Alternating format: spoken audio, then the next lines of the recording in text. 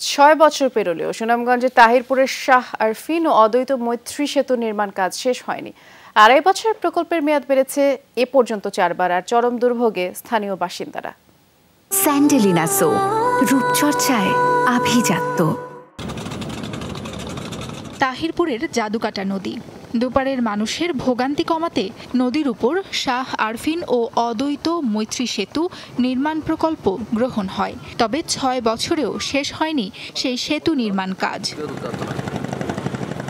সুনামগঞ্জে পর্যটন ও অর্থনৈতিক সম্ভাবনার দুয়ার খুলতে ২০১৮ সালের মার্চে শুরু হয় ৭৫০ মিটার দৈর্ঘ্যের সেতু নির্মাণ কাজ।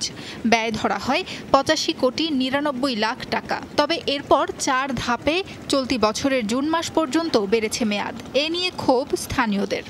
কিছুদিন পরে বর্ষাকালে এই ফেরিটা আপনার কতবার বুড়া মানুষ মরে, এই যাইতে একটা খুব কষ্ট হয়। নদীর ওপারে শিমুল বাগান, এখানে অনেক পর্যটকের মেলা হয়, তো এখানে গাড়ি ঘোড়া জাম হয়, ফেরি চলাচল করতে পারে না, তাই আমাদের দুর্ভোগ সৃষ্টি হয়। এখনও বাকি সেতুর ১৯টি গার্ডার, ৫টি স্ল্যাব ও অ্যাপ্রোচ সড়কের কাজ। সেতুর কাজ চলমান থাকায় দুর্ভোগে টাঙ্গুয়ার হাওর, শিমুল বাগান, নীলাদ্রি সহ তাহিরপুরের বিভিন্ন স্থানে আসা পর্যটকরা। পারাপারের একমাত্র ভরসা খেয়া। এখানে ১ ঘন্টা ১.৫ ঘন্টা আধা ঘন্টা অপেক্ষা করতে হয় এই খেয়ার জন্য।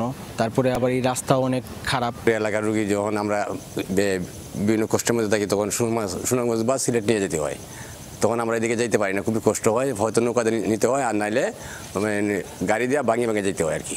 সেতু এলাকায় কোনো শ্রমিকের দেখা নেই। ঠিকাদারি প্রতিষ্ঠানের দাবি, কাজ বন্ধ হয়নি, চলছে ধীর গতিতে।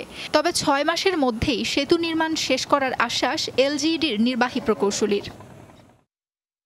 এই কাজ করতে আমরা অনেক লসের মধ্যে আছি। ৬ বছর আগে রেট নিয়ে আমরা অনেক কাম, তারপরেও তো কাম করে যেতেছি। কাম ৮০ টিয়ার রোড আমরা কিনি ১০০ টিয়া, আবার ৮০ টিয়ার থেকে যে রেট ছিল ৮০ টিয়াতে ব্যাড ইনকাম ট্যাক্সটা বাদ দিলে ৬৫ টিয়া। আগামী 6 মান্থের মধ্যে আমাদের মোস্ট 5টি স্ল্যাব এবং 19টি গার্ডার বাকি আছে।